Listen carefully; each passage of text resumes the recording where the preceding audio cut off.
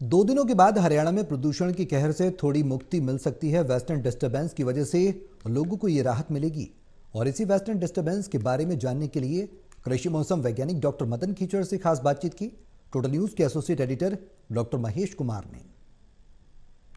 दिल्ली और एनसीआर का इलाका बढ़ते स्मोक की वजह से, बढ़ते पॉल्यूशन की वजह से बेहाल हो चुका है। हरियाणा के ज्यादातर इलाकों में भी पॉल्यूशन का स्तर खतरे के स्तर से ऊपर पहुंच चुका है। तो ऐसे में अब स्मोक को लेकर हरियाणा में क्या कुछ स्थिति रहने वाली है, इसी पर ज्यादा जानकारी के लिए कृषि मौसम वैज्ञानिक डॉक्टर मदन कीचड़ हमारे साथ बने हुए। डॉक्टर कीचड़, दिल्ली और एनसीआर का इलाका तो स्मोक की वजह से, धुएं की वजह से, पॉल्यूशन की वजह से बेहाल हो चुका है। हरियाणा के ज्यादातर इलाकों में भी पॉल्यूशन का स्तर काफी ज्यादा बढ़ चुका है। अब पर्यावरण के लिहाज से, मौसम के लिहाज से और पॉल्यूशन के स्तर के लिहाज से मौसम में क्या कुछ परिवर्तन आने वाला है, किस तरह की उम्मीद की जा सकती है? हाँ, पिछले 5-6 दिनों से लगातार स्मोक की स्थिति बनी हुई है।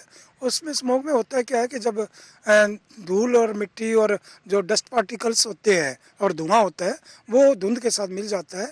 और उसका मुख्य कारण ये होता है कि जब हवाएं पूर्वाई दिशा में चलती है तो वातावरण में नमी की मात्रा बढ़ जाती है। जब भी कोई पश्चिमी विक्षोभ आता है तो उस टाइम हवाएं पूर्वाई होती है, परंतु उसके जाने के बाद पश्चिमी हो जाती हैं।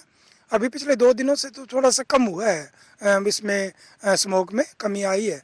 परंतु अभी एक और पश्चिम विक्षोभ आ रहा है जो 9 और 10 तारीख को पूरे उत्तरी भारत को उसको प्रभावित करेगा। उसमें पहाड़ों में बर्फबारी होगी और अपने यहाँ इस हरियाणा में कहीं कहीं छिटपुट बूंदाबांदी 10 नवंबर को होने की संभावना बन रही है। तो जिसके बाद में हवाएं चलेगी तो स्मोक अपने आप धीरे धीरे कम हो जाएगा, क्यों उसके बाद में उत्तर और उत्तर पश्चिमी हवाएं चलेगी। जो पहाड़ों की तरफ से हवाएं होगी और वो पहाड़ों की तरफ से जो हवाएं चलेगी उसके कारण तापमान में जो रात्रि तापमान अभी इस स्मोक के कारण बढ़ा हुआ है वो भी धीरे धीरे कम होना शुरू हो जाएगा। अभी 14 डिग्री के आसपास रात्रि तापमान है और 30 डिग्री के आसपास मिनिमम डे टेम्परेचर हमारा।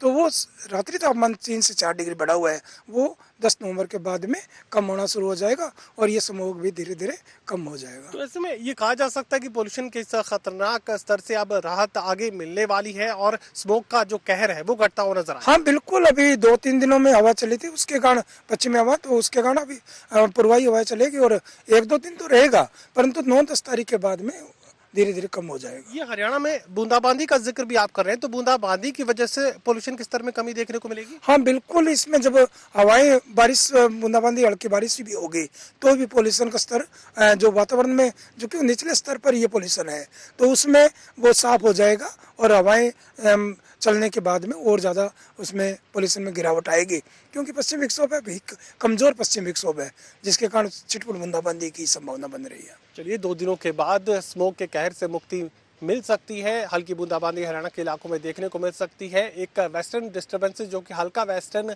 डिस्टर्बेंस बताया जा रहा है, उसकी वजह से भी हरियाणा के मौसम पर असर पड़ेगा और पॉल्यूशन के स्तर में कमी देखने को मिलेगी। सोगी कमल के साथ doctor Mahesh Kumar, total news, Hisar.